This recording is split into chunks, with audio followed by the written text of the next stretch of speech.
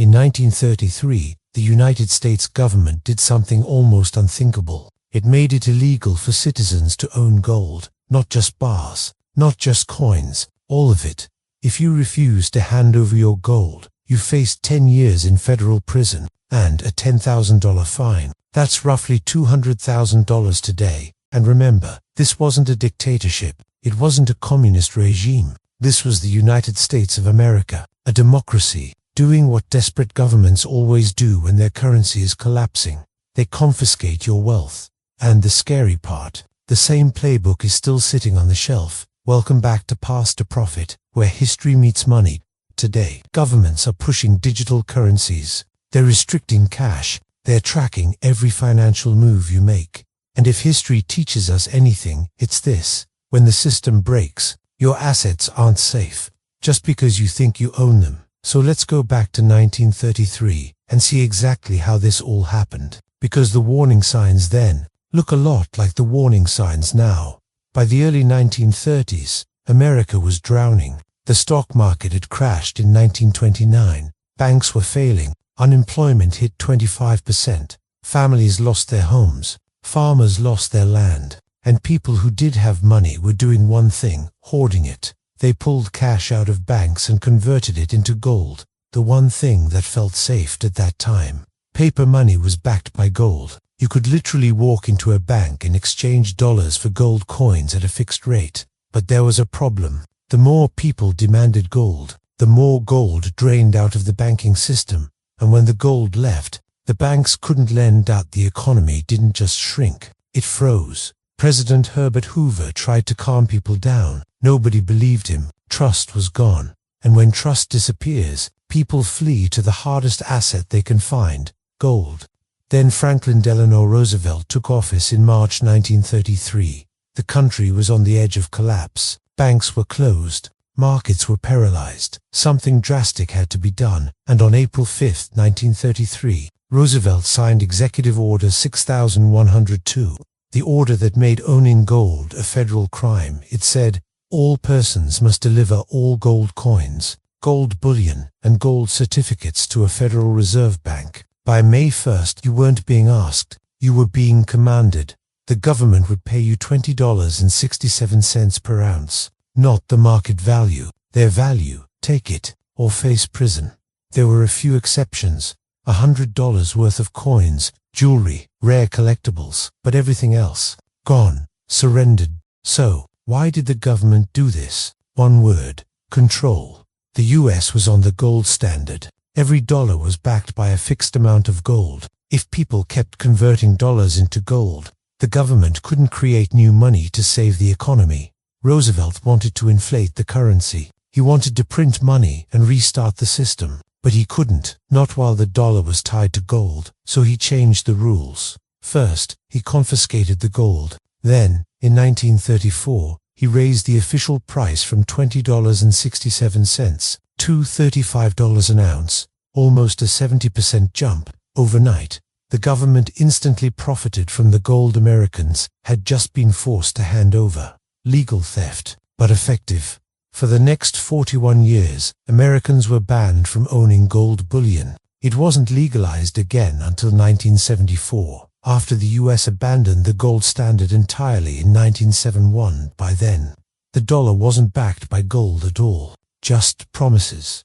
But here's the part that should genuinely worry you. The legal framework that allowed the gold confiscation still exists. The Trading with the Enemy Act, the law used for Executive Order 6102, has never been repealed, meaning the president still has broad emergency power over private property during a crisis. The government didn't ban gold because they were villains. They banned it because the system was failing and they needed control. So here's the uncomfortable question. What happens when the system starts failing again? Right now, global debt is over $300 trillion. Central banks have printed more money in 15 years than in the previous century. Inflation is back. Trust in fiat currency is fading. People are moving into assets governments can't control. Crypto, precious metals, decentralized value. Does that sound familiar? It should be. It's the same pattern that triggered the 1933 gold ban. And when governments lose control of the money supply, they crack down. We're already seeing the early signs. India tried banning crypto in 2020. China banned crypto mining and trading. Canada froze bank accounts of protesters in 2022. No trial, no due process. Modern confiscation doesn't need soldiers. It needs a keystroke. Could gold be banned again? Legally, yes. Politically harder, but not impossible. In 1933, people complied, not because they agreed, but because they were scared. And fear is powerful. Governments don't need to take everything. They just need to make ownership inconvenient, risky, or outright illegal.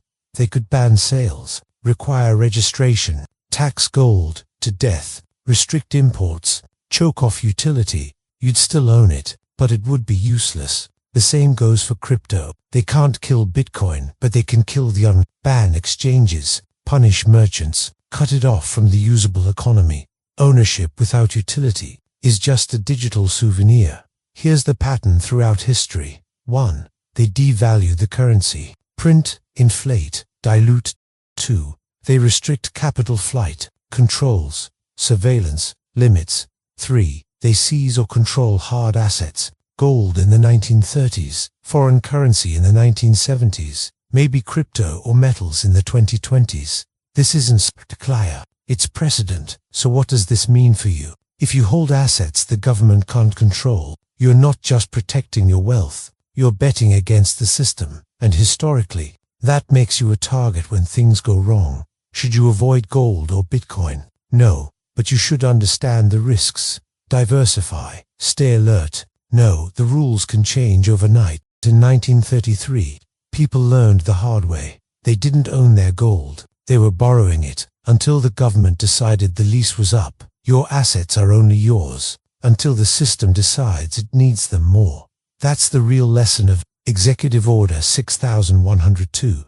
Not that governments are evil, but that they are predictable. When survival is on the line, property rights become suggestions, and the scariest part, most people never see it coming. They think that could never happen here, until it does, because every government that ever confiscated wealth said the same thing beforehand. We respect private property. We believe in freedom. We're different. And then the crisis hits, and the script repeats. The 1933 gold ban wasn't a freak event. It was a preview, a reminder that the social contract between citizens and the state is only as strong as the system holding it together.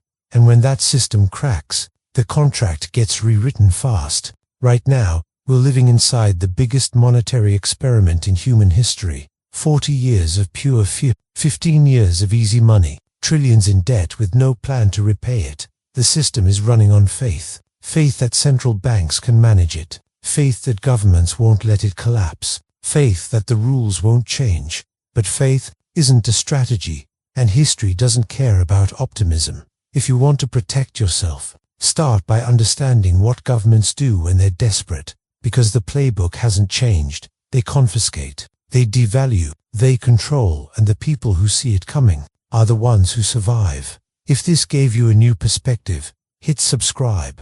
History has the answers, and here on Path to Profit, we'll show you where to look.